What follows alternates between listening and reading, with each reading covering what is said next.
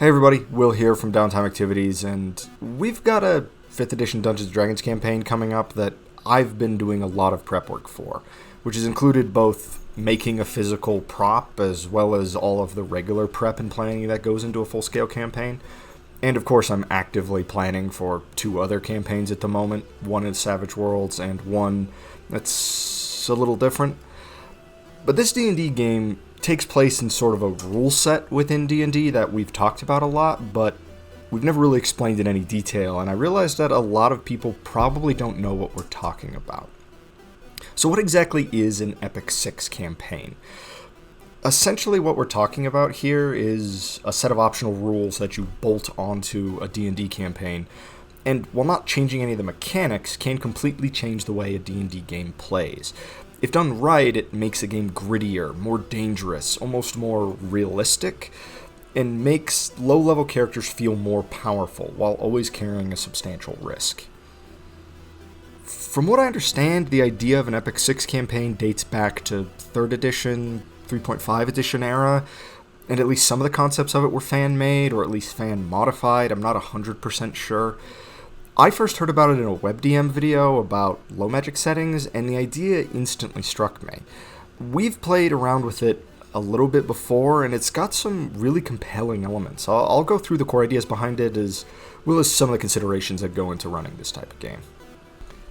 At its core, an Epic 6 campaign is a D&D campaign where the max level is locked to level 6.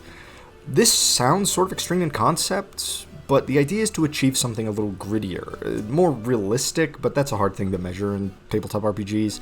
The idea is to open up playstyles that normally wouldn't be possible in D&D, including starting without a character level at all, and to achieve the feel of films like The Lord of the Rings.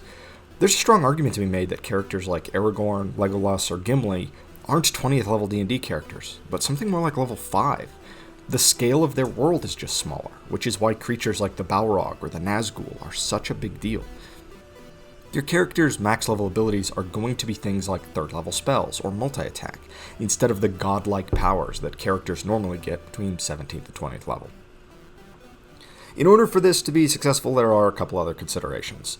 First off, the enemies the characters are going to fight need to be adjusted or approached in a different manner.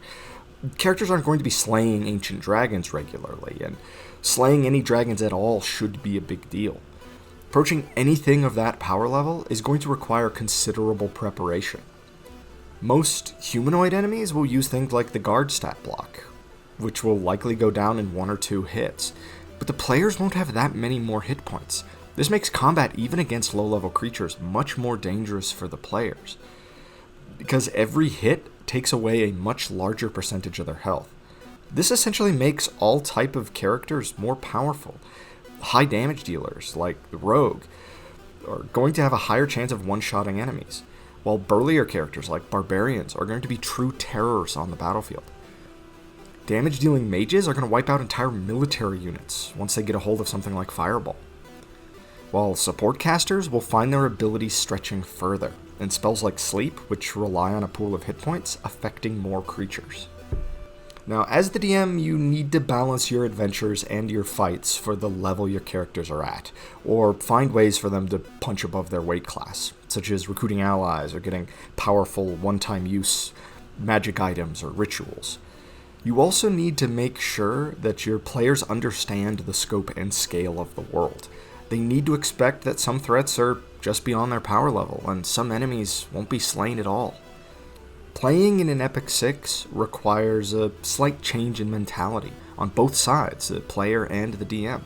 Slaying a dragon should be an impressive feat, and your characters will either need to rely on raising an army to do so, or finding a clever way to win that battle. And actually, a good place to start here is the optional combat rules from the DMG. Especially the one that allows creatures to climb onto larger creatures during combat. Players making liberal use of this in combat will help swing the odds a little bit more in their favor when fighting larger monsters. Speaking of that, quite often when we run an Epic 6 world, we run a variety of other optional rules to sort of slow the game down a little bit and make it a little more grounded. These are often considered bookkeeping rules and include stuff like making players keep track of ammunition or actually tracking spell components, but these can also be limiting and sort of stuffy. Not everyone's going to enjoy playing with those types of rules. If you don't like more logistical rules like this, then don't use them.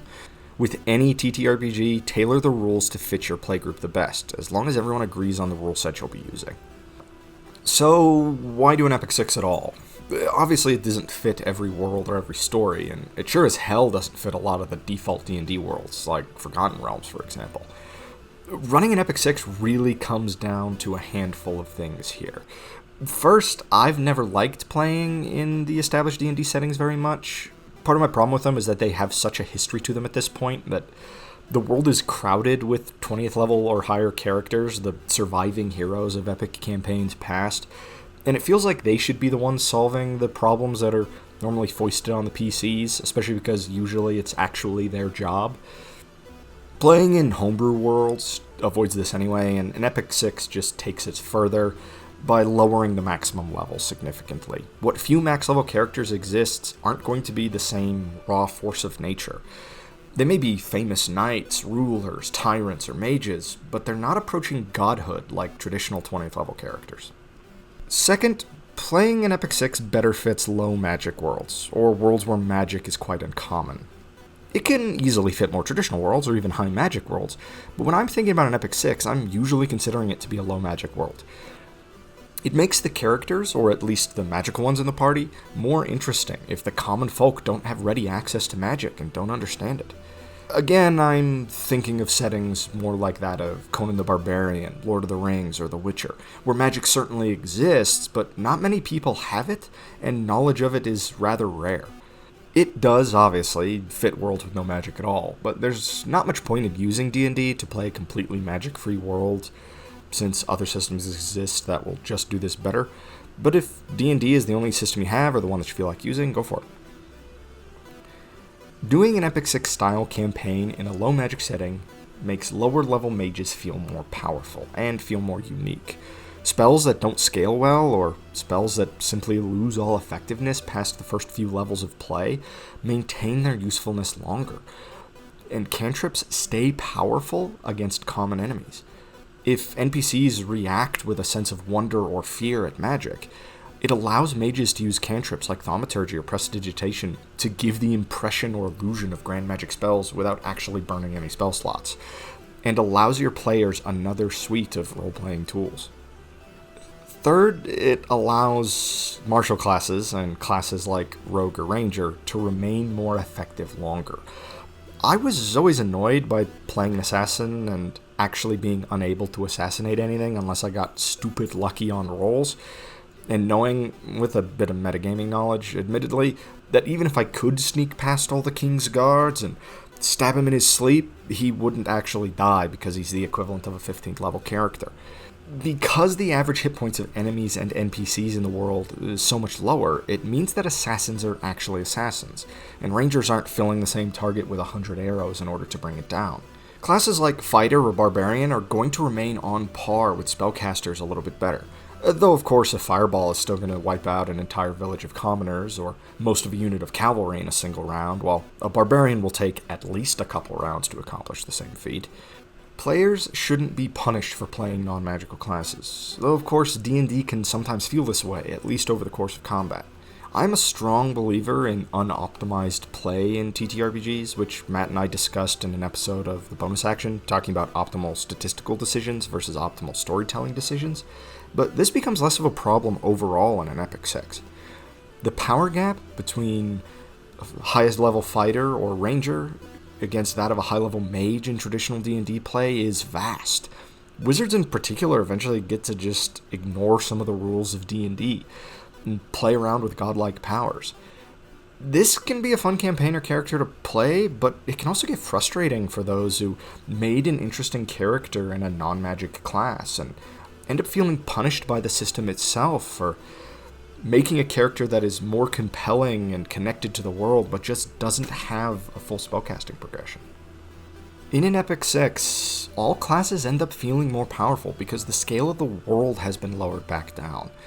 By 6th level, it's hard for classes to differ all that far in power level, and it allows lower level abilities to remain more powerful for longer.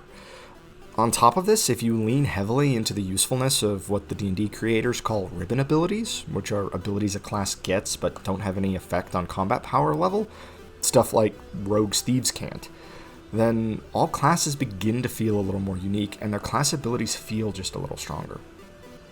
Ultimately, the miles you're going to get out of an Epic 6 style campaign is up to you, and there are plenty of ways to do it wrong.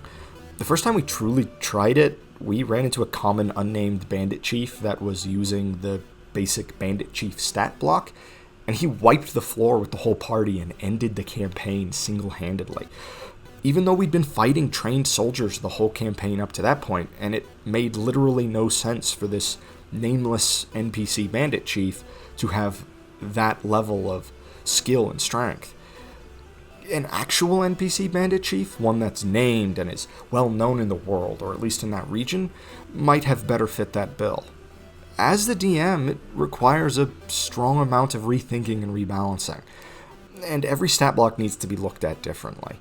If first level martial character is roughly on par with a common soldier, having somewhere near 11 hit points and making one attack, it changes the scale of the world back substantially, and needs to be a consideration, especially on the part of your NPCs.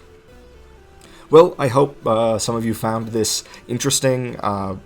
We've played around with Epic 6s a little bit in the past, and it's something that I really love. I love how it changes the feel of a campaign and the options it opens up in terms of character creation and storytelling.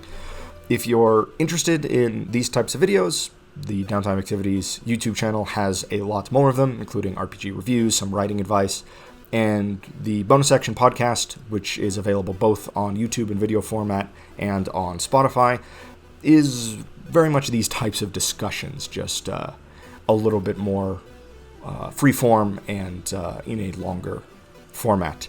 I do really appreciate all of you who have taken time to watch this. It really means a lot to us as a small YouTube channel, every single view and comment and like that we get. So if you feel like leaving any of that, then we really appreciate it. And as always, go forth, slay dragons, sling spells, roll dice, and enjoy your downtime activities.